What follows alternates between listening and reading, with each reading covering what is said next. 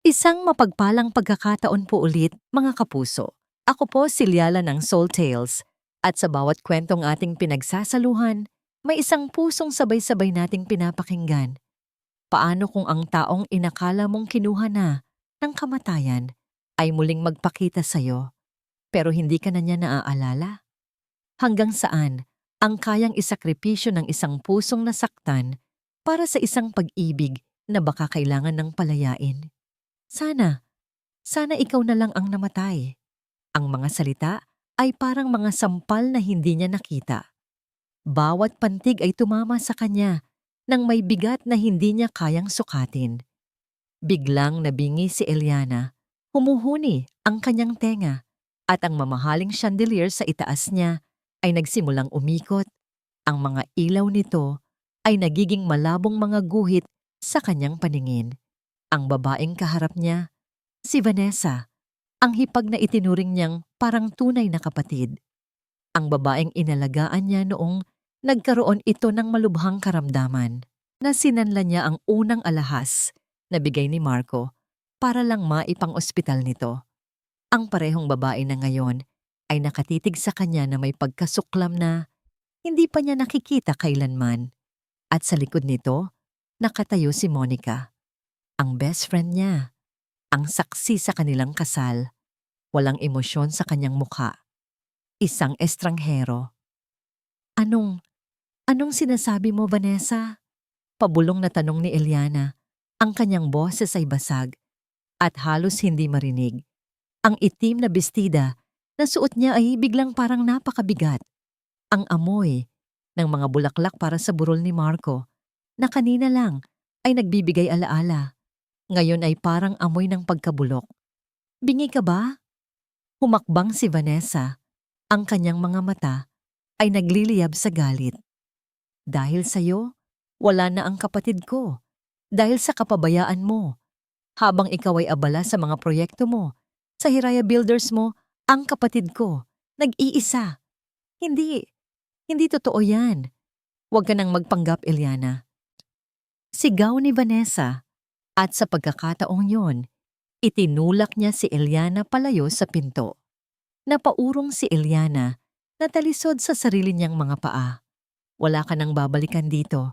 Ang bahay na ito, ang kumpanya, lahat ng naiwan ni Marco ay nasa pangalan ko na bilang nag-iisang kamag-anak niya. Nanlaki ang mga mata ni Eliana. Ano? Paano?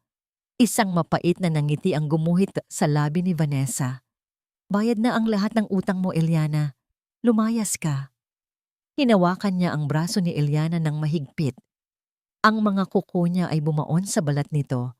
Hinila niya si Eliana palabas ng pinto, palabas ng bahay na itinayo nila ni Marco, palabas sa buhay na pinaghirapan niya. Vanessa, pakiusap. Monica, tulungan mo ako. Pagmamakaawa ni Eliana, ang kanyang mga mata ay napuno na ng luha, naghahanap ng kahit kaunting awa sa mukha ng kanyang matalik na kaibigan. Pero si Monica ay umiwas lang ng tingin. Ang kanyang katahimikan ay mas masakit pa kaysa sa mga sigaw ni Vanessa. Binitiwan ni Vanessa si Eliana sa labas ng malaking gate na bakal. Bumagsak si Eliana sa malamig na semento. Huwag na huwag ka nang magpapakita pa sa amin. Iyon ang mga huling salita na narinig niya. Ang bigat ng pagsara ng pinto ay yumanig sa kanyang buong pagkatao. Ang tunog ng trangka na isinasara ay ang tunog ng kanyang mundo na gumuho. Nakatayo siyang mag-isa sa dilim, habang ang mahinang ambon ay nagsisimulang bumagsak. Tumingala siya sa bahay. Ang mga ilaw sa loob ay tila nangungutya sa kanya. Sa isang iglap, nawala sa kanya ang lahat. Ang kanyang asawa, ang kanyang pamilya, ang kanyang tahanan. Nanginginig, kinuha niya ang kanyang telepono mula sa kanyang maliit na bag. Walang laman, walang mensahe, walang tawag. Tapos bigla, umilaw ang screen. Isang text message mula sa bangko. Your joint account with Mr. Marco Sandoval has been frozen, effective immediately. 5 taon na ang lumipas. Ang amoy ng mga bulaklak ang una niyang nalalanghap sa umaga at ang huli niyang paalam sa gabi. Sa isang maliit na flower shop, sa gilid ng isang hindi gaanong abalang kalye, natagpuan ni Eliana ang isang bagong uri ng katahimikan. Dito, ang bawat araw ay may sinusunod na ritmo. Ang paggising ng mga rosas sa pagbubukang liwayway, ang pag-aayos ng mga buke para sa mga nagmamahal, at ang tahimik na pagliligpit kapag papalubog na ang araw. Natuto siyang mabuhay muli. Natuto siyang ngumiti sa mga customer kahit na ang nangiti ay hindi na umaabot sa kanyang mga mata. Sa maliit na apartment na kanyang inuupahan, may isang kahon sa ilalim ng kanyang kama. Hindi niya ito madalas buksan, ngunit alam niyang nandoon ito. Sa loob, naroon ang mga huling piraso ng kanyang dating buhay. Isang lumang polo shirt ni Marco na amoy pa rin niya, ang relo nitong sira na, at isang kupas na litrato nila sa kanilang kasal. Isang hapon, habang nag-aayos siya ng mga bulaklak, isang puting rosas ang aksidenteng nabali ang tangkay dahil sa pagmamadali ng isang customer. Pupulutin na sana ito ng kanyang kasama para itapon, ngunit pinigilan siya ni Eliana.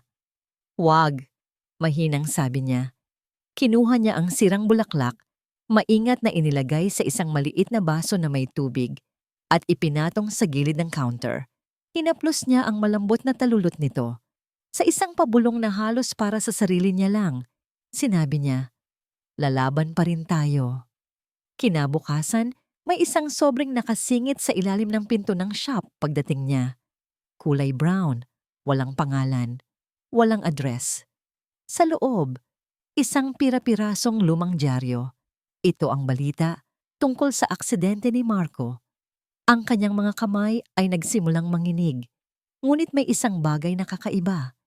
Isang pangungusap sa dulo ng artikulo, ang may bilog na pulang tinta. Walang nakitang katawan. Paulit-ulit na binasa ni Eliana ang mga salita. Ang puso niya, na matagal nang natutulog, ay biglang nagsimulang tumibok ng malakas. Makalipas ang ilang araw, may delivery siya sa isang malayong lugar sa Quezon City, isang malaking arrangement para sa isang kaarawan. Matapos ihatid ang mga bulaklak, habang naglalakad siya pabalik sa sakayan, pagod at iniisip pa rin ang nabasa sa dyaryo, napatigil siya. Sa kabilang kalsada, sa pila ng mga habal-habal, may isang lalaking nakatalikod, isang pamilyar na tikas ng balikat, isang pamilyar na tindig. "Imposible," sabi ng isip niya. "Guni-guni mo lang yan." Ngunit ang kanyang mga paa ay kusa ng humakbang. Maingat. Maingat siyang tumawid sa kalsada. "Boss, isa pa!" Sigaw ng isang pasahero. Ang lalaki ay lumingon. Ang mundong gumagalaw sa paligid niya ay biglang huminto. Ang mga bulaklak na natira sa kanyang basket ay halos malaglag. Ang ingay ng mga busina at sigawan ng mga tao ay nawala. Iyon ang mukha niya. May kaunting peklat sa gilid ng kilay na wala dati, at mas maitim ang balat dahil sa araw. Ngunit iyon ang mga mata niya. Iyon ang panga niya. Iyon ang mukha ni Marco. Hindi na niya namalayan ang sarili niyang mga paa. Para siyang isang anino na sumusunod sa isang multo. Bawat hakbang ng lalaki ay isang martilyo sa kanyang dibdib. Pumasok ito sa isang masikip na eskinita at sinundan siya ni Eliana. Pinapanatili ang distansya, takot na baka kapag lumapit siya, ay bigla itong maglaho na parang bula. Huminto ang lalaki sa harap ng isang maliit na karinderya. Ang amoy ng nilulutong adobo at sinigang ay humalo sa hangin. Mula sa loob, isang matabang babae na nakasuot ng duster ang sumalubong dito ng isang malawak na ngiti. "Leo, tamang-tama ang dating mo. Bagong luto ang paborito mo." Leo. Ang pangalan ay tumusok sa puso ni Eliana. Hindi Marco. Leo. Umupo ang lalaki sa isang bangkong kahoy at tumawa. Isang tawa na malakas, walang bigat, walang inaalala. Isang tawa na bihira niyang marinig noong sila pa ay magkasama, noong si Marco ay laging abala sa mga tawag sa telepono at mga pulong. "Naku, Aling Nene, alam niyo talaga kung paano ako pasayahin," sabi nito. At ang boses Iyon ang boses niya. Ang parehong boses na bumubulong sa kanya ng mahal kita bago sila matulog. Nagpanggap si Eliana na isang customer. Lumapit siya sa counter, yumuko, at halos pabulong na umorder ng isang bote ng soft drinks. Ang kanyang mga mata ay hindi humihiwalay sa lalaki. Mula sa kanyang kinatatayuan, kitang-kita niya ito. At doon niya nakita. Habang inaabot nito ang baso ng tubig, bahagyang umangat ang manggas ng kanyang damit. Sa kanyang kanang pulsuhan, naroon ang isang maliit at kakaibang peklat. Hugis kalahating buwan. Ang peklat na nakuha niya noong bata pa siya nang subukan niyang akyatin ang puno ng bayabas sa kanilang bakuran. Ang peklat na hinahalikan ni Eliana tuwing gabi. Walang duda. Siya nga, isang matinding kirot ang biglang naramdaman ni Eliana. Mas matindi pa sa sakit noong nalaman niyang patay na ito. Dahil ang lalaking nasa harap niya na masayang kumakain ng kanin at adobo ay hindi lang buhay. Mukha siyang masaya. Mukha siyang payapa. Isang batang kalye ang lumapit sa kanya, nanlilimos. Walang pag-aalinlangan, kumuha si Leo ng isang malaking piraso ng manok mula sa kanyang plato at ibinigay ito sa bata, kasama ang isang ngiti. Isang simpleng kabaitan na parang punyal na itinarak sa puso ni Eliana. Hindi niya nakaya. Kailangan niyang umalis. Nanginginig ang kanyang mga kamay nang dukutin niya ang kanyang pitaka para bayaran ang soft drinks na hindi man lang niya nainom. Pero sa sobrang panginginig, nalaglag ito mula sa kanyang palad. Bumukas ito at kumalat ang mga barya sa sahig na semento. Bago pa man makayuko si Eliana, isang anino ang tumakip sa kanya. "Tulungan na kita, miss." Ang boses na yon, napakalapit. Napatingala siya. Si Leo ay nakayuko sa tabi niya, pinupulot ang mga barya isa-isa. Ang amoy niya, pinaghalong pawis, araw, at ang murang sabon na nagamit niya. Ibang-iba sa mamahaling pabango ni Marco, pero mas totoo. Sabay nilang dinampot ang huling barya. At ang kanilang mga kamay ay nagdikit para itong kidlat. Isang kuryenteng gumapang sa kanyang buong katawan, nagpabalik sa lahat ng alaala, lahat ng sakit. Agad niyang binawi ang kanyang kamay na para bang napaso. Natigilan si Leo. Tinitigan niya ang kanyang kamay. Tapos ay tumingin ng diretso sa mga mata ni Eliana. Sa unang pagkakataon, inabot niya ang pitaka kay Eliana. Ang kanyang mga mata ay puno ng pagtataka. "Miss, okay ka lang?" Mahina niyang tanong. Bahagya siyang kumunot noo na para bang may isang bagay sa dulo ng kanyang isipan na hindi niya maabot. Parang nakita na kita dati.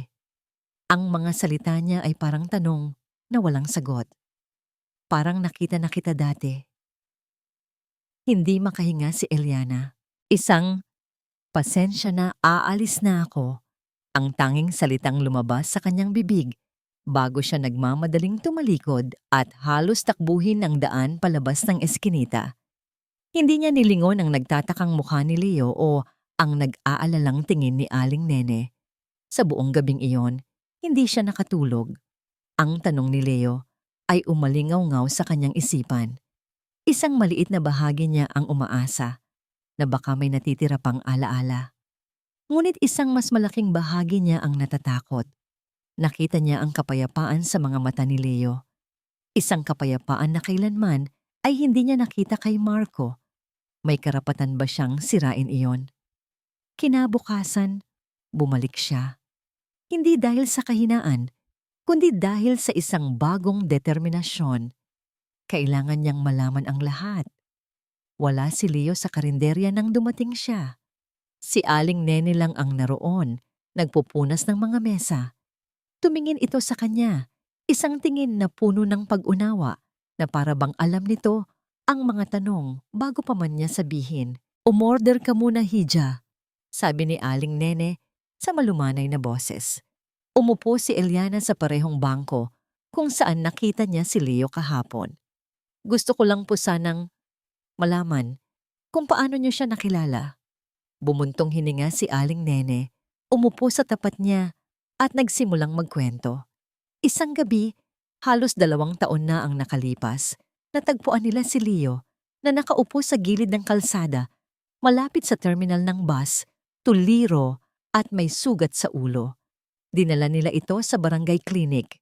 Wala itong maalala, walang pangalan, walang pamilya, walang nakaraan. Ang komunidad ang nagbigay sa kanya ng pangalang Leo.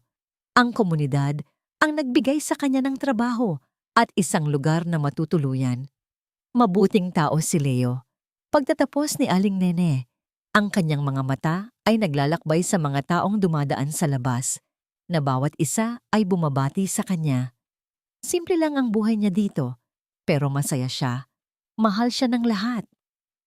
Bawat salita ni Aling Nene ay isang patunay sa nakita ni Eliana. Isang patunay na ang Marco na kilala niya ay wala na. At ang kapalit nito ay isang taong buo at masaya sa sarili niyang paraan. Naramdaman ni Eliana ang bigat ng isang imposibleng pagpipilian. Ang katarungan para sa kanya ay mangangahulugan ng pagwasak sa kapayapaan ng lalaking minsan niyang minahal.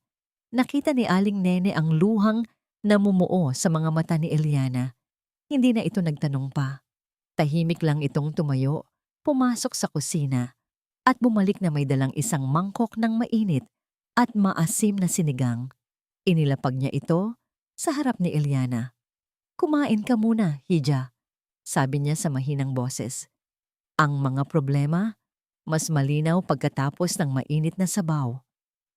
Habang humihigop ng sabaw si Eliana, ang init nito ay bahagyang nagpapagaan sa lamig sa loob ng kanyang puso. "Alam mo," dagdag ni Aling Nene, na para bang may naaalala. Minsan, binabangungot yan. Sumisigaw sa kanyang pagtulog. Tumingin ito kay Eliana. Isang pangalan lang ang laging sinasambit niya. Ellie. Natigilan si Eliana. Ang kutsara ay lumutang sa ere.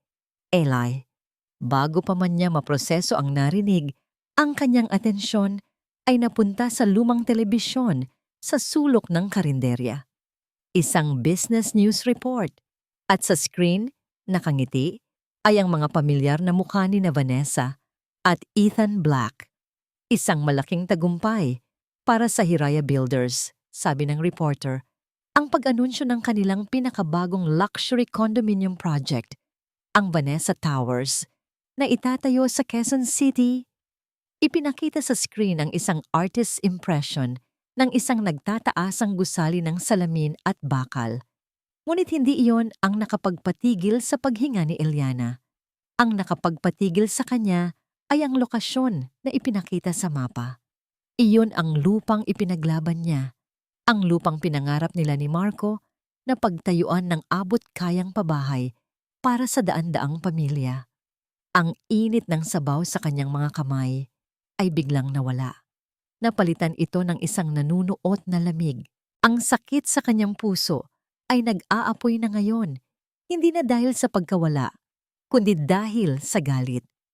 Ang galit ay isang kakaibang bagay. Kaya nitong gawing malinaw ang lahat.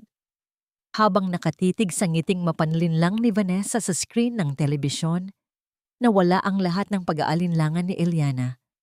Hindi na ito tungkol sa nakaraan, hindi na ito tungkol sa nasirang puso niya. Ito ay tungkol sa daan-daang pamilya na ang mga pangarap ay ninakaw para sa isang tore ng kasakiman. Hindi na ito tungkol sa pagbawi kay Marco. Ito ay tungkol sa pagbibigay katarungan sa legasya ni Marco. Kinaumagahan, bumalik siya sa karinderya ni Aling Nene na may bagong liwanag sa kanyang mga mata. "Aling Nene," simula niya, habang nag-aabot ng bayad para sa isang kape. "Nagdesisyon na po ako. Maghahanap ako ng trabaho dito sa malapit. Mas praktikal po kasi. Mukhang dito na muna ako." Isang matalinong ngiti ang sumilay sa labi ni Aling Nene. Hindi ito nagtanong. Tumango lang ito. "May maliit na kwarto dyan sa kanto na pinapaupahan si Kamiling. Sabihin mo, ako ang nagsabi sa'yo." Sa loob ng 2 araw, nakalipat si Eliana. Ang kanyang bagong tahanan ay isang maliit na kwarto na kasya lang ang isang kama at isang maliit na mesa. Ngunit para sa kanya, ito ay isang war room. Mula rito, sisimulan niya ang kanyang laban. Ang kanyang plano ay may dalawang bahagi. Una, ang dahan-dahang paglapit kay Leo. Ginawa niyang routine ang pagkain ng almusal at hapunan sa karinderya. Hindi niya ito kinakausap ng direkta sa simula. Ngumingiti lang siya, isang pamilyar na mukha sa gitna ng maraming tao.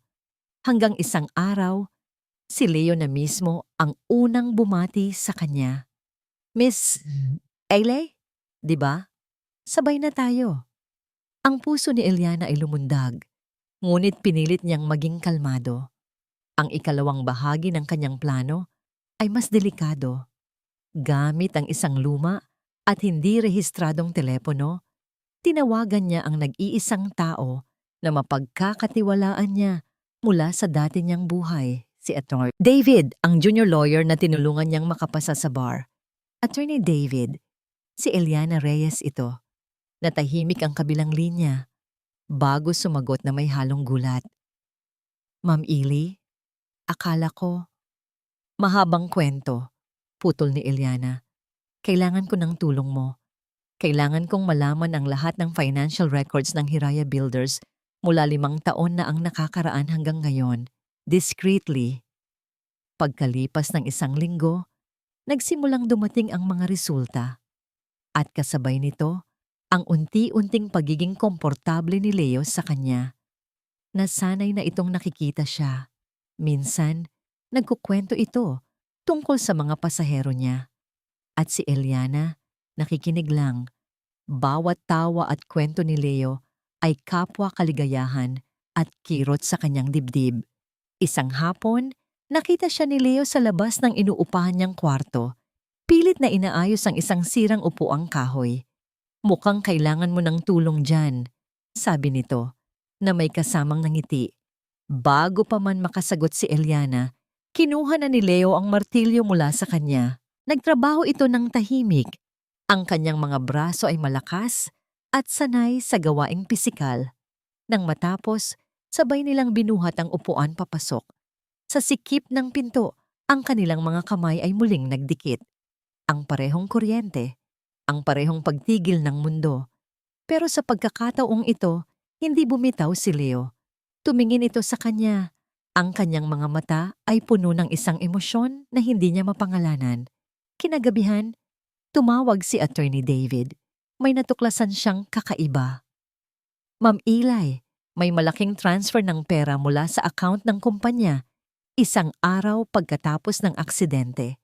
Ipinadala ito sa isang pribadong ospital sa probinsya. Isang ospital na kilala sa mga special cases. Bago pa man makasagot si Eliana, narinig niya ang isang katok sa pinto. Si Leo. Ang mukha niya ay balisa. Miss Eli, pwedeng makahingi ng tubig? Tanong nito. Ang isang kamay ay nakahawak sa kanyang sentido. Pinapasok siya ni Eliana at binigyan ng isang basong tubig. Salamat, sabi nito. Pagkatapos uminom, hindi ito umalis. Tumayo lang ito roon, nakatitig sa kanya, ang kanyang mukha ay puno ng pagkalito. Alam mo, Miss Eli, sabi niya sa nanginginig na boses, pag malapit ka parang may kung anong kumikirot dito. Itinuro niya ang kanyang ulo. Ang kanyang mga mata ay puno ng sakit at pag-aalinlangan. Sino ka ba talaga?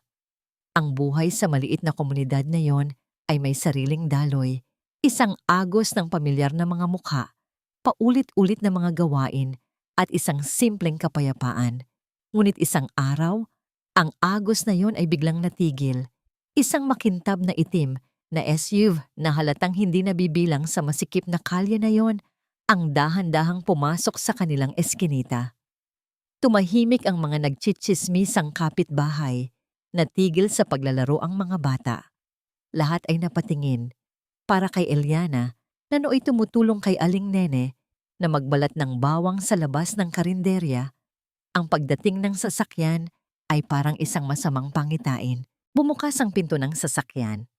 At mula sa loob, lumabas ang isang babaeng nakasuot. ng puting-puting bestida at malalaking sunglasses. Si Monica. Nanigas si Eliana sa kanyang kinauupuan. Ang hawak niyang bawang ay nalaglag sa sahig. Naglakad si Monica na para bang pag-aari niya ang lugar. Ang kanyang mga mamahaling takong ay tumutunog sa sementadong daan. Tumingin ito sa paligid na may halong pandidiri hanggang sa ang kanyang mga mata ay dumapo kay Eliana. Tinanggal niya ang kanyang sunglasses. Ang kanyang pagkukunwaring gulat ay perpekto. Oh my God! Eliana, ikaw nga ba yan? Naglakad siya palapit. Ang kanyang pabango ay sumasalakay sa hangin. Anong nangyari sa'yo? Dito ka na. Nakatira. Ang kanyang boses ay puno ng pekeng awa. You look so simple. Naramdaman ni Eliana ang pag-init ng kanyang mga pisngi. Naramdaman niya ang tingin ng lahat ng kapitbahay. Sa likuran niya, naririnig niya ang pagdating ng motor ni Leo. May charity project kasi kami dito. Patuloy ni Monica. Hindi pinapansin ang pagdating ni Leo. Isang survey, pero hindi ko akalain na dito kita matatagpuan. Naramdaman ni Eliana ang pagbaon ng kanyang mga kuko sa kanyang palad. Kailangan niyang manahimik. Isang maling salita lang at lahat ay masisira. Nakita ni Leo ang tensyon sa mukha ni Eliana at ang mapanuyang tingin ng dayo. Hindi siya nagsalita. Ngunit ipinarada niya ang kanyang motor at tahimik na tumayo sa likuran ni Eliana. Isang solidong presensya. Napansin ni Monica si Leo. Tiningnan niya ito mula ulo hanggang paa. Isang tingin na puno ng paghamak. Sino to? Bago mo? Iyon na, ang huling patak. Ngunit bago pa man makapagsalita si Eliana, si Aling Nene ang lumabas mula sa karinderya, may hawak na sandok. May kailangan ka, ma'am? Tanong ni Aling Nene. Ang kanyang boses ay kalmado, ngunit may bigat. Kung tapos ka na sa survey mo, baka gusto mo nang umalis. Nakakaabala ka sa mga customer ko. Natigilan si Monica. Hindi niya inaasahan ang ganoong pagsagot. Ibinato niya ang isang huling mapanlait na tingin kay Eliana bago tumalikod at bumalik sa kanyang sasakyan. Nang makaalis na ang SUV, doon lang nakahinga ng maluwag si Eliana. Ngunit nanginginig pa rin ang kanyang buong katawan. Naramdaman niya ang lahat ng mga mata na nakatingin sa kanya, puno ng mga tanong. Nakita ni Leo ang panginginig niya. Hindi ito nagtanong kung sino ang babaeng iyon o kung ano ang nangyari. Kumuha lang ito ng isang bote ng malamig na tubig mula sa cooler. Binuksan ito at tahimik na iniabot sa kanya. Tumingin si Eliana sa mga mata ni Leo. Mga matang puno ng simpleng pag-aalala. Hayaan mo na yon, sabi ni Leo sa mahinang boses. Hindi kanya kilala. Ang mga salitang yon na sinabi ng walang kaalam-alam ay tumama kay Eliana ng mas malakas kaysa sa anumang insulto ni Monica. Kinagabihan, sa loob ng kanyang maliit na kwarto, sinubukan niyang kalimutan ang nangyari. Ngunit ang kahihiyan at galit ay patuloy na naglalaro sa kanyang isipan. Paano nagkaroon ng project si Monica sa lugar na ito? Nagkataon lang ba? Binuksan niya ang kanyang lumang telepono para mag-check ng updates mula kay Attorney David. May bago itong email. Ma'am Eli, may nahanap akong crucial. May isang witness sa aksidente, isang truck driver. Nagbigay siya ng initial statement na nagsasabing may isa pang sasakyan na biglang humarang sa kotse ni Sir Marco. Pero pagkatapos noon, bigla siyang nawala na parang bula. Hindi na mahanap. Bumilis ang tibok ng puso ni Eliana. Pero nakuha ko ang huling address niya bago siya nawala. Naka-attach sa email na ito. Binuksan ni Eliana ang attachment. Isang pangalan at isang address. Ang kanyang mga mata ay nanlaki sa hindi makapaniwalang pagkabigla. Ang address ng nawawalang testigo ay isang bahay, 5 kanto lang ang layo mula sa karinderya ni Aling Nene. Ang papel na may address ay parang apoy sa kanyang kamay. Hindi na naghintay si Eliana ng kinabukasan. Nang gabing iyon, matapos niyang masigurong wala si Leo sa paligid, tinahak niya ang mga eskinita patungo sa bahay ng testigo. Isang maliit na bahay na kupas na ang pintura. at may mga rehas na kinakalawang ang sumalubong sa kanya. Kumatok siya ng 3 beses. Ang tibok ng kanyang puso ay kasabay ng bawat katok. Isang babaeng payat at mukhang laging ninenerbiyos ang nagbukas ng pinto. "Sino po sila?" tanong ng babae. Hindi binubuksan ng buo ang pinto. "Hinahanap ko po si Mang Tonyo," sabi ni Eliana sa pinakamahinahong boses na kaya niya. "Asawa po ba niya kayo?" Ang mukha ng babae ay biglang namutla. "Wala na siya rito. Matagal na. Umalis na kayo." Akma na niyang isasara ang pinto. "Sandali lang po, pakiusap," pigil ni Eliana. "Hindi po ako pulis. Hindi po ako naniningil. Kailangan ko lang po siyang makausap.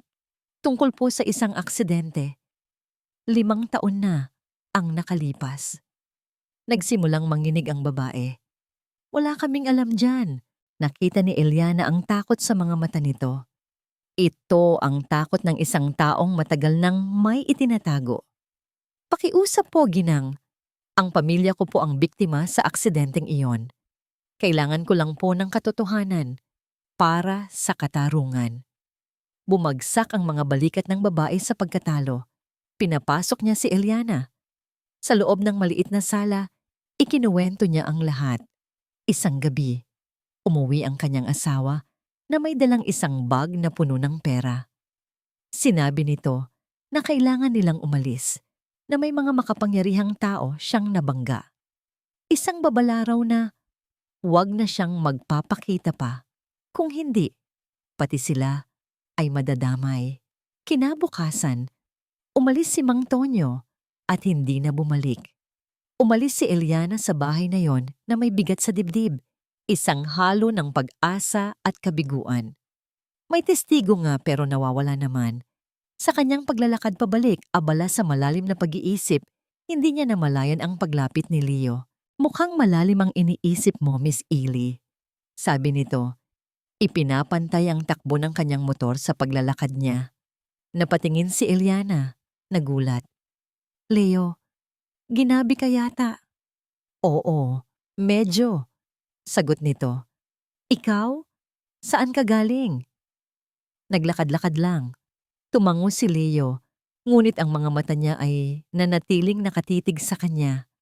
"Alam mo, nitong mga nakaraang gabi, lagi akong nananaginip, paulit-ulit." Napatigil si Eliana sa paglalakad. "Anong panaginip?" "Hindi malinaw," sabi ni Leo. Ang kanyang boses ay bahagyang bumaba. "Tungkol sa isang babae, malabo ang mukha niya, pero nararamdaman kong mahalaga siya sa akin. Tapos may apoy, may nabasag na salamin, at pagkatapos noon, wala na. Gigising na lang akong pinagpapawisan." Bawat salita niya ay isang karayom sa puso ni Eliana. Siya ang babaeng iyon. Biglang bumuhos ang malakas na ulan. "Nako, halika, dito muna tayo," sigaw ni Leo, at hinila siya nito sa ilalim ng isang waiting shed. Magkatabi silang nakatayo roon, pinapanood ang pagbuhos ng ulan. Walang nagsasalita. Ang tanging naririnig lang ay ang ritmo ng patak ng ulan sa yero at ang amoy ng basang lupa. Sa sandaling iyon, walang Hiraya Builders, walang Vanessa, walang kasinungalingan. Tanging 2 tao na nakahanap ng kanlungan sa gitna ng bagyo. Nakaramdam si Eliana ng isang kapayapaan na matagal na niyang hindi naramdaman. Isang mapanganib na kapayapaan. Nang tumila ang ulan, nagpaalam na sila sa isa't isa. Ngunit bago pa man makalayo si Eliana, tinawag siya ng asawa ni Mang Tonyo. Tumakbo ito palapit sa kanya, humihingal. "Miss, sandali."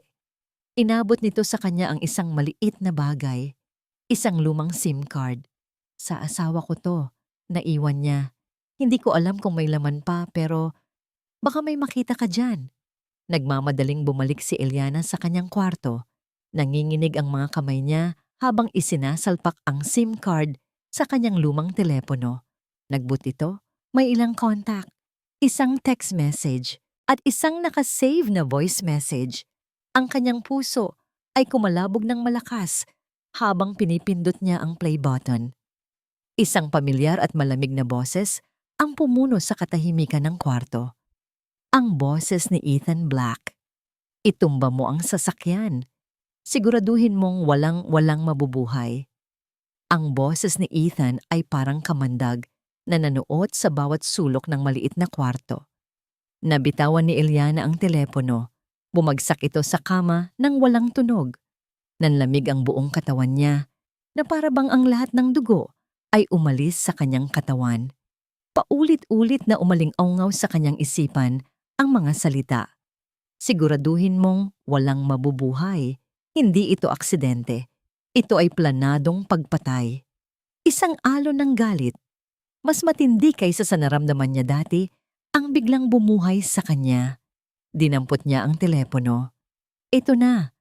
Ito na ang katarungan. Ang katarungang 5 taon niyang hinintay. Agad niyang isinaksak ang telepono sa kanyang lumang laptop. Kailangan niya ng kopya. Kailangan niyang ingatan ito ng higit pa sa kanyang buhay. Habang naglilipat ang file, isang sigawan mula sa labas ang pumunit sa katahimikan ng gabi. Si Leo! Tulungan niyo si Leo! Isang pamilyar na boses ng kapitbahay. Binitiwan ni Eliana ang lahat. Ang ebidensya, ang plano, ang galit. Lahat ay nawala. Isang pangalan na lang ang mahalaga. Tumakbo siya palabas. Sa gitna ng eskinita, na paliligiran ng mga nag-aalalang kapitbahay, nakita niya si Leo. Nakaluhod ito sa lupa. Ang 2 kamay ay mahigpit na nakahawak sa kanyang ulo. Ang kanyang katawan ay nanginginig. Ang sakit. Daing niya. Ang kanyang boses ay puno ng paghihirap. Ang amoy. Puting bestida. Pabango. Kasinungalingan. Naintindihan ni Eliana. Ang pabango ni Monica. Naiwan ang amoy nito sa hangin. At ngayon, pagkatapos ng ilang oras, ito ang naging gatilyo. Ang mga alaala ay pilit na bumabalik, hindi bilang mga larawan, kundi bilang mga piraso ng sakit. Tumawag kayo ng tulong. Sigaw ni Aling Nene na tumatakbo palapit. Ngunit bago pa man may makakilos, ang mga mata ni Leo ay pumuti. At bumagsak siya sa lupa, walang malay. Ang sumunod na mga sandali ay malabo para kay Eliana. Ang pagbuhat kay Leo, ang pagtakbo papunta sa maliit na barangay clinic, ang mga tanong na hindi niya masagot. Sa loob ng maliit na silid, na amoy gamot at pag-aalala, nakahiga si Leo sa isang kama. Nakakabit sa kanya ang isang dextrose. Si Eliana ay nakaupo sa tabi niya. Hawak ang kanyang kamay, ang magaspang na kamay ng isang hamak na driver, hindi ang malambot na kamay ng isang CEO. Lumabas ang doktor. Stable na siya, sabi nito. Isang uri ng seizure, dala ng matinding emotional o mental stress. Ang utak ay isang misteryo. Ang ganitong trauma, pwedeng ito na ang maging susi para bumalik ang lahat. O pwede itong maging dahilan para tuluyan ng isara ang pinto. Naiwan si Eliana sa katahimikan. Siya ang may gawa nito. Ang paglapit niya, ang pagbabalik ni Monica, ang pagpilit niyang buksan ang nakaraan. Lahat ng ito ay humantong dito. Tinitigan niya ang payapang mukha ni Leo. At sa unang pagkakataon, sa loob ng 5 taon, ang pader na itinayo niya sa paligid ng kanyang puso ay tuluyang gumuho. Ang mga luhang matagal na niyang pinigilan ay bumuhos na parang agos ng ilog. Yumuko siya at sa ibabaw ng kamay ni Leo, humagulgol siya ng walang tunog. Patawarin mo ako, bulong niya sa pagitan ng mga hikbi.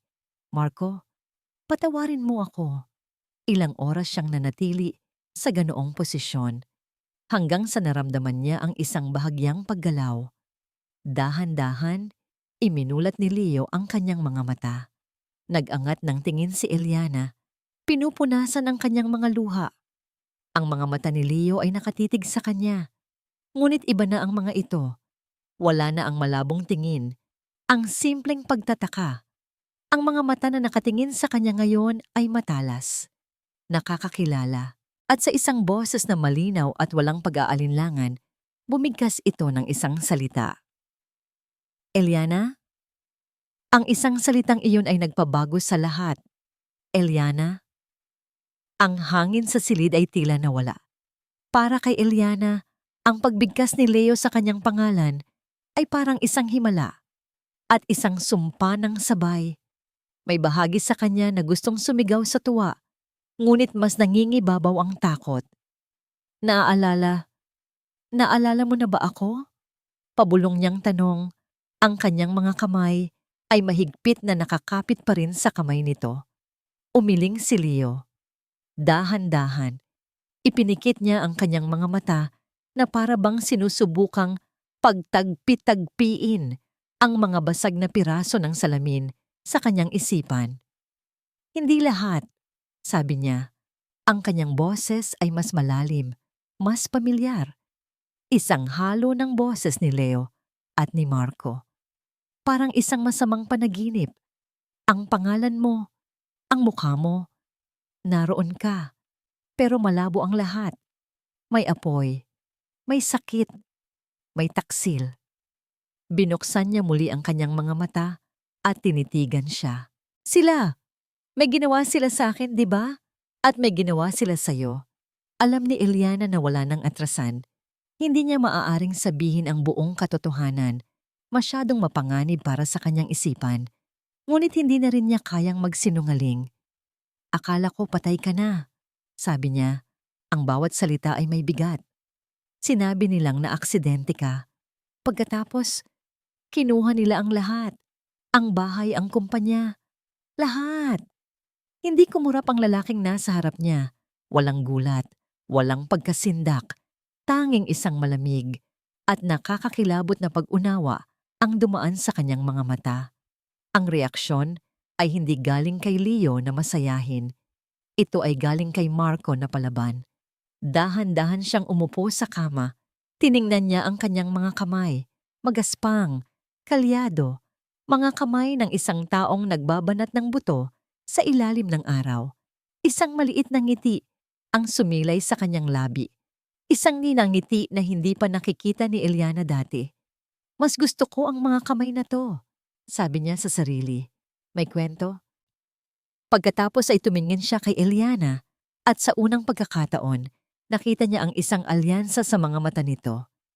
Hindi na siya ang babaeng kailangan nitong protektahan. Sila ay mga sundalong magkasama sa iisang laban. Anong kailangan nating gawin? Ang tanong na yon ang nagbigay lakas kay Eliana. Kinuha niya ang kanyang laptop at ang lumang telepono. Meron akong ebidensya, sabi niya. Isang voice recording, ang utos ni Ethan na ipatumba ka. Ipinatong niya ang telepono sa kama sa pagitan nila. Ito ay isang bomba na naghihintay na sumabog. Sa isang marangyang penthouse sa kabilang bahagi ng lungsod, hindi mapakali si Vanessa. Paulit-ulit niyang tinatawagan si Ethan. Ethan, kinakabahan ako, sabi niya.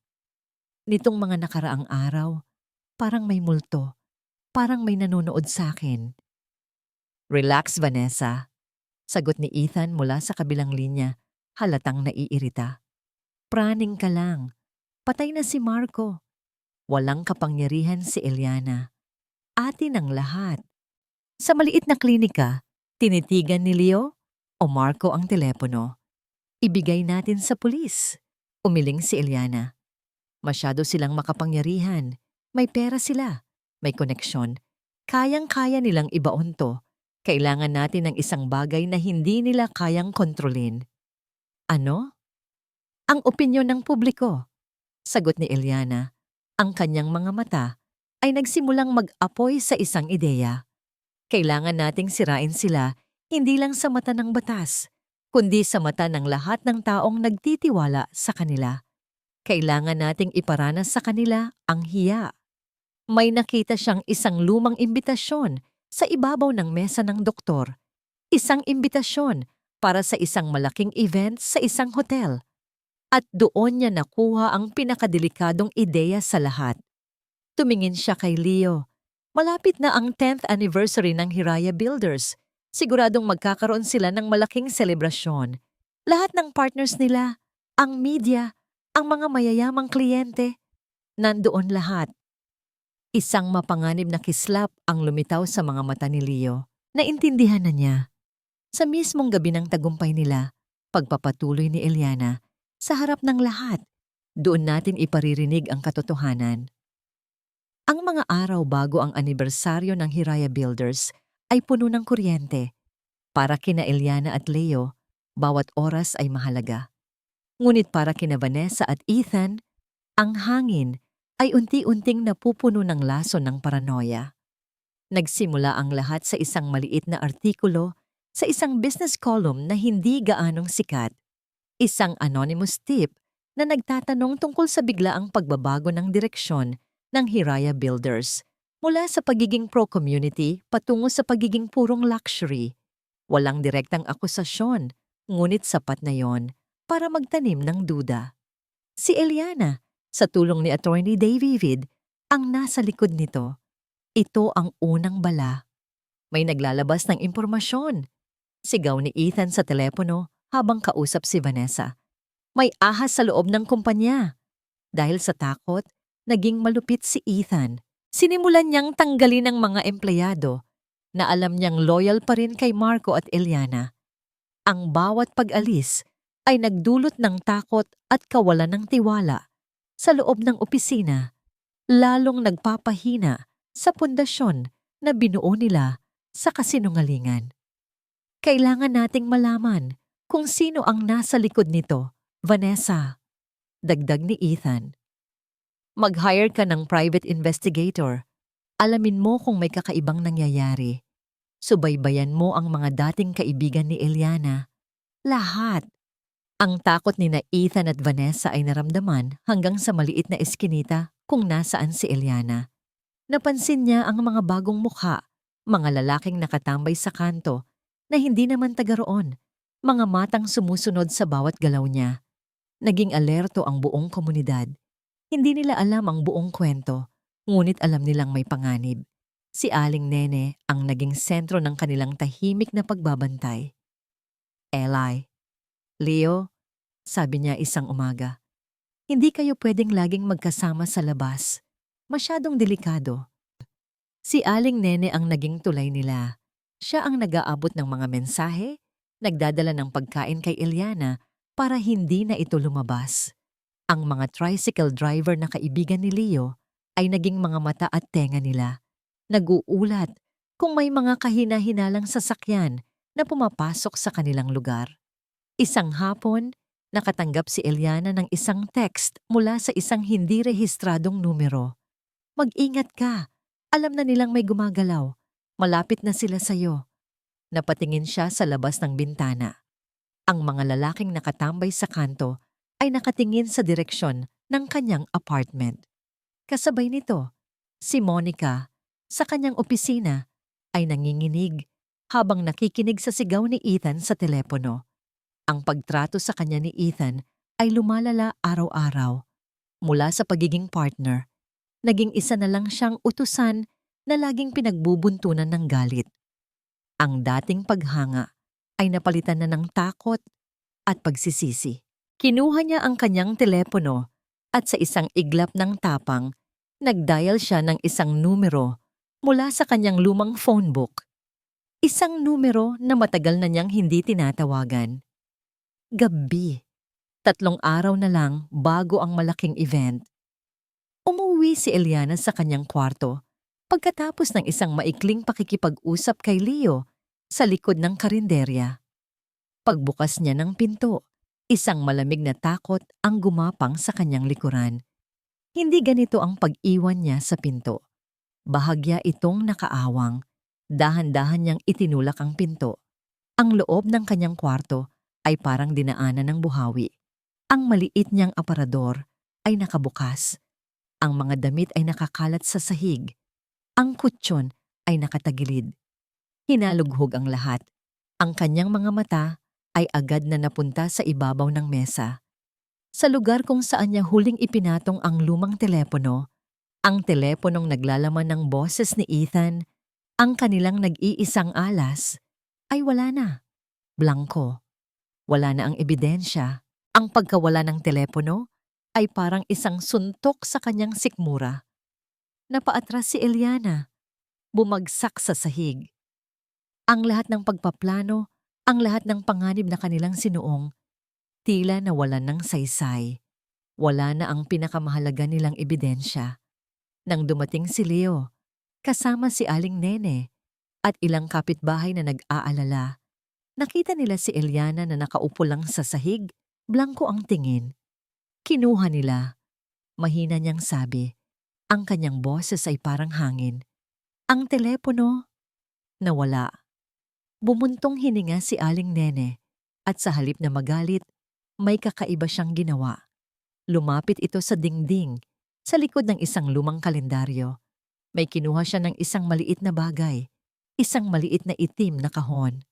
Naku, Eli, sabi ni Aling Nene na may halong pag-aalala at pagmamalaki. Dahil sa dami ng mga bali-balita dito, nilagyan ko ang kwarto mo ng kaunting proteksyon. Hindi naman nakatutok sa loob, pero nakikita ang mga pumapasok at lumalabas. Isinaksak ni Aling Nene ang maliit na kahon sa isang lumang TV. Sa screen, nagplay ang isang blurry video.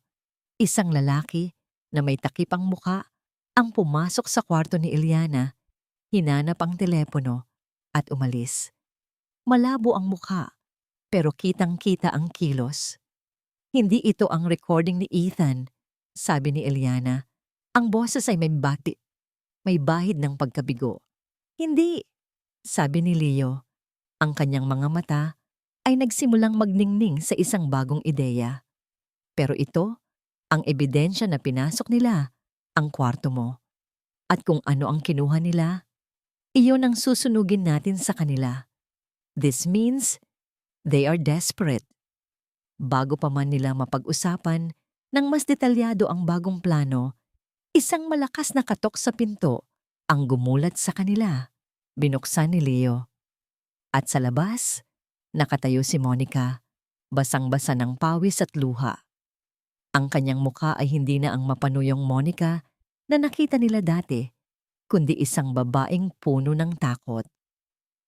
Eli, kailangan mo akong tulungan, sabi niya, halos maiyak. Hindi ko na kaya. Narinig ko ang lahat. Ang pagpaplano ni Ethan, pati ang tungkol sa'yo, Marco. Tumingin siya kay Leo. Ang mga mata ay nanlaki. Gusto kong tumulong, sabi ni Monica.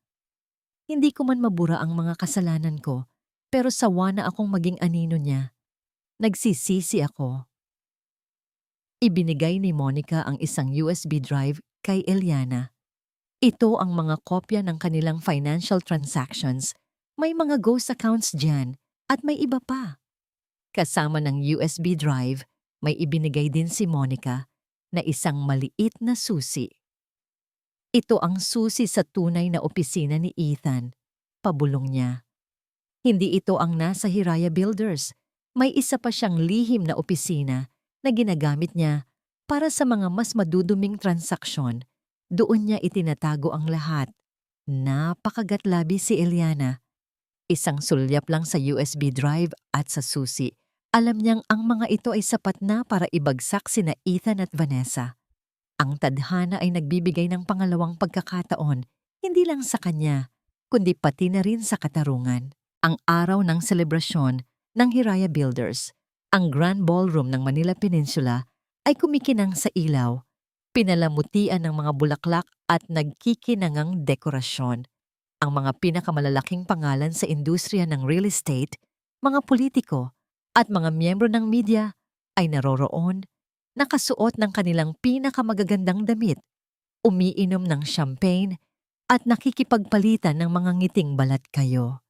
Sa entrance ng ballroom, may 3 taong nakatayo. Nakasuot si Eliana ng isang simpleng itim na gown, ngunit ang kanyang tindig ay matikas, ang kanyang mga mata ay matalim. Si Leo ay nakasuot ng barong Tagalog, malinis at malinis, ngunit may kakaibang kinang sa kanyang mga mata.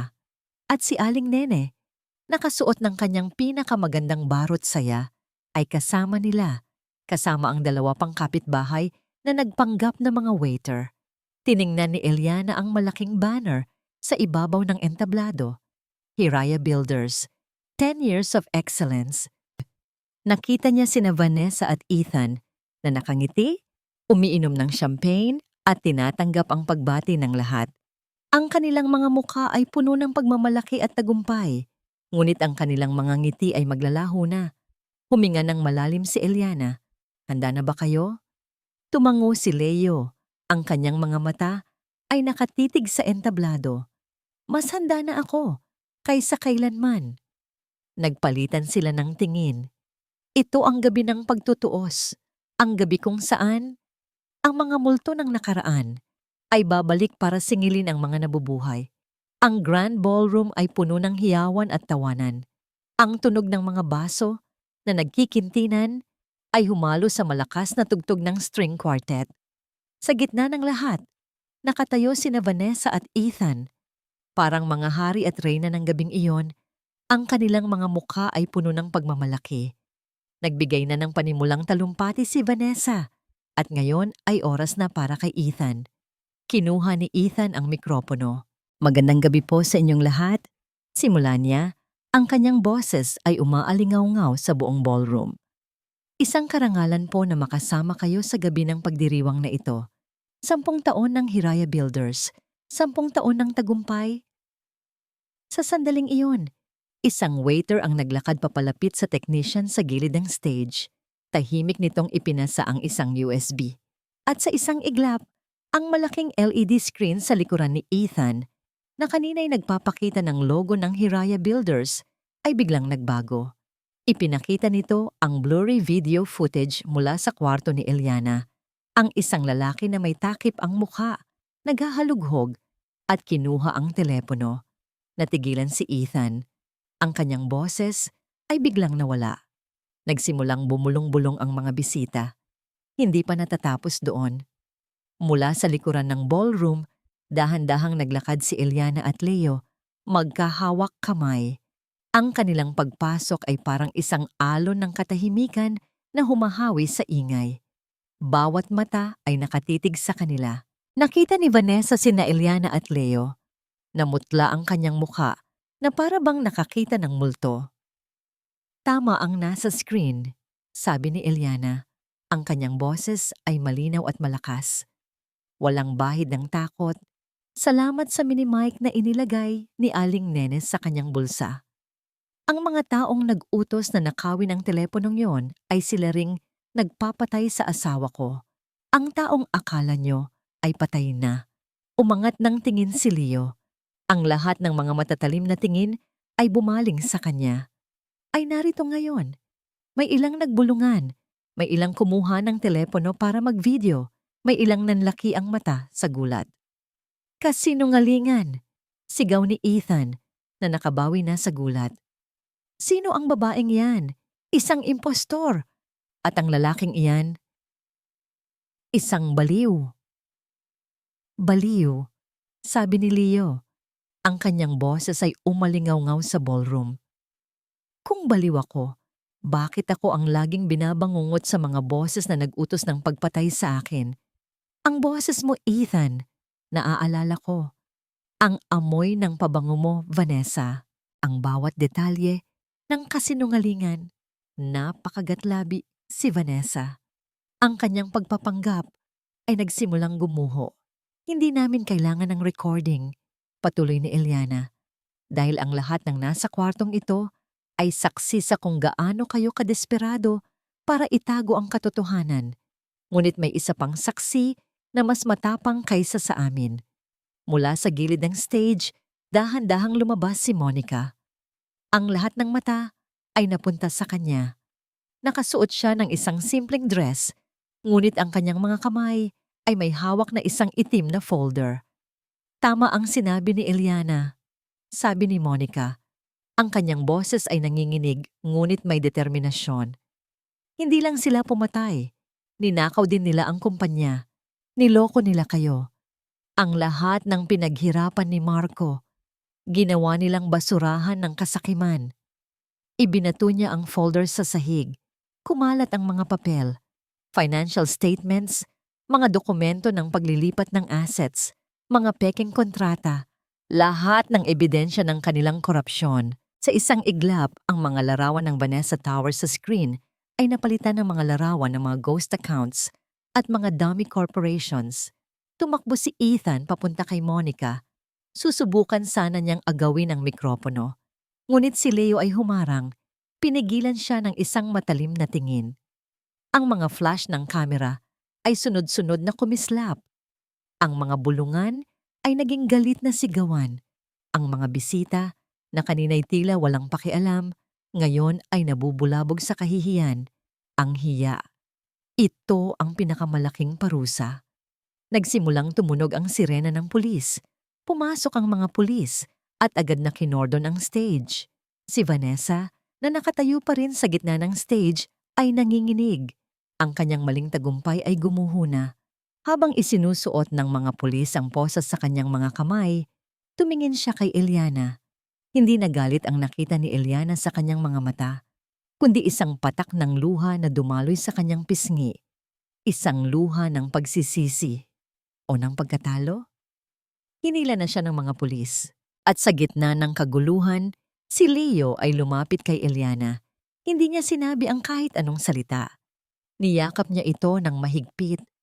Isang yakap na nagpapahayag ng lahat ng pagsubok na kanilang pinagdaanan at ang lahat ng pag-asa para sa hinaharap. 2 linggo ang lumipas mula nang sumabog ang katotohanan sa Grand Ballroom. Ang Hiraya Builders ay nasa gitna ng isang matinding krisis, ngunit sa pamumuno ni Eliana, unti-unti itong bumabangon mula sa mga abo. Ang mga proyekto ni Vanessa at Ethan ay ipinahinto, at ang mga pondo ay ibinalik sa mga orihinal na layunin. Ang pagpapatayo ng mga abot-kayang pabahay para sa komunidad. Isang hapon, pumunta si Eliana sa kulungan.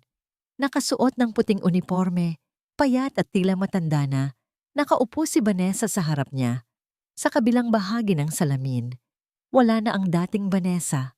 Ang matikas, ang mapagmataas. Ang naroon ay isang anino ng pagod at pagsisisi. "Bakit, Vanessa?" tanong ni Eliana. Ang kanyang boses ay malumanay. "Bakit mo ginawa ito sa amin?" Tiningnan ni Vanessa si Eliana. Ang kanyang mga mata ay puno ng lungkot. "Eli, lagi kang magaling. Ikaw ang gusto ng lahat. Ikaw ang pinili ni Marco. Samantalang ako, laging anino. Nabulag ako sa inggit, sa galit." Huminga siya ng malalim. "Pero ang totoo, Eli, nagsisisi ako. Hindi ito ang gusto ni Marco. Patawarin mo ako, kung kaya mo." Tahimik lang si Eliana. Hindi siya sumagot. Matapos ang ilang sandali, tumayo siya at umalis. Dala ang mga salita ni Vanessa sa kanyang puso. Ang pagpapatawad ay hindi pa handa sa kanyang puso, ngunit ang pag-unawa ay nagsisimulang tumubo. Sa isang tahimik na baybayin sa Batangas, nakaupo si Eliana at Leo. Tahimik lang silang pinagmamasdan ang paglubog ng araw sa abot-tanaw. "Bumalik na ang halos lahat ng alaala ko," sabi ni Leo. Ang kanyang boses ay kalmado. "Ang sakit, ang galit, naroon lahat. Pero ganito ang pakiramdam ko, Eli." Itinuro niya ang kanyang puso. "Ang Leo na nakilala mo, hindi pa rin nawawala. Hindi na ako ang Marco ng Hiraya Builders. Hindi na ako ang Marco na nawalan ng lahat. Nagbago ako." Tumingin si Eliana sa kanya. Ang kanyang mga mata ay puno ng pagmamahal. Ito ang Marco na pinili niya. Ang Marco na sumama sa kanya sa laban na ito. Ngunit ito rin ang Leo na nagpakita sa kanya ng isang bagong uri ng kapayapaan. "Hindi ko hinahanap si Marco," sabi ni Eliana. Ang kanyang mga mata ay nagkislap sa luha ngunit may ngiti. "At hindi ko rin kailangan si Leo. Ang kailangan ko ay ikaw, kung sino ka man ngayon." Hinawakan ni Leo ang kanyang kamay, mahigpit. "Saan tayo magsisimula?" tanong niya. Napangiti si Eliana. Itinuro niya ang isang bahagi ng baybayin kung saan makikita ang mga bahay ng mga mangingisda, At sa di kalayuan, ang maliit na tindahan na may nakasabit na karatula ng karinderya ni Aling Nene. Doon, sabi niya, doon tayo magsisimula. 1 taon matapos ang lahat, ang Hiraya Builders ay muling nagliwanag, ngunit sa ibang paraan. Hindi na ito naghahangad ng matatayog na gusali para sa mayayaman, kundi mga tahanan para sa mga nangangailangan. Ang unang proyekto, Liwanag Residences, ay matagumpay na natapos. Isang komunidad ng mga abot-kayang bahay na may hardin at play area para sa mga bata. Pinangasiwaan ni Eliana ang buong operasyon. Ang kanyang puso ay puno ng kagalakan sa bawat pamilyang kanyang tinutulungan. Si Leo, na pinili ang pangalang iyon bilang simbolo ng kanyang bagong simula, ang siyang nangangasiwa sa mga community programs.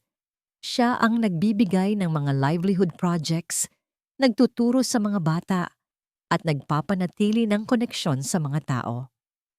Ang kanyang mga kamay, na dati magaspang sa pagmamaneho, ngayon ay magaspang na sa paggawa ng kabutihan. Isang hapon, habang nag-i-inspection sila sa Liwanag Residences, dumaan sila sa isang pamilyar na kalsada. At doon, sa gitna ng bagong komunidad, nakatayo pa rin ang karinderya ni Aling Nene na ngayon ay mas malaki, mas malinis at puno ng mga ngiti. Pumasok sila. Sinalubong sila ng mainit na yakap ni Aling Nene. Ang mesa na dati nilang kinakainan ay naroon pa rin, na ngayon ay puno ng kwento at tawa. "Kumusta mga apo ko?" sabi ni Aling Nene na para bang tunay niyang mga anak. "Okay lang po, Aling Nene," sagot ni Eliana. "Ang daming bata ngayon, Aling Nene," sabi ni Leo habang nakatingin sa mga batang naglalaro sa labas. Biglang lumapit ang isang batang babae, may hawak na isang papel. Inabot niya ito kay Leo, isang simple at makulay na drawing, larawan ni Leo, ni Eliana at ni Aling Nene na magkakahawak kamay. Sa ilalim nakasulat ang salitang pamilya. Niyakap ni Leo ang bata. Napatingin siya kay Eliana at napangiti ito. Hindi sila naging mayaman sa pera. Ang Hiraya Builders ay hindi na naglalayong makipagsabayan sa mga higanteng korporasyon. Ngunit mas mayaman sila sa ibang paraan. Sa kanilang mga puso, naroon ang kapayapaan na mas mahalaga kaysa sa anumang kayamanan. Natuto si Eliana na ang pagpapatawad ay hindi para sa mga taong nagkasala, kundi para sa sarili niya, para makalaya siya sa bigat ng galit. Natuto si Leo na ang nakaraan ay hindi kailangang kalimutan, kundi kailangan itong tanggapin at gamitin bilang pundasyon sa pagbuo ng isang mas makabuluhang buhay. Pinagmamasdan nila ang paglubog ng araw. Ang mga kulay kahel at pula ay nagpinta sa kalangitan. Magkahawak kamay sila. Hindi na sina Marco at Eliana, hindi na si Leo. Sila ay isang bagong pamilya, binuo mula sa abo ng nakaraan at handang harapin ang hinaharap ng magkasama. Ang kanilang pag-ibig ay hindi na isang kwentong puno ng trahedya at paghihiganti, kundi isang awit ng pag-asa, pagpapatawad, at ang walang hanggang lakas ng isang pusong handang magmahal muli, anuman ang mangyari.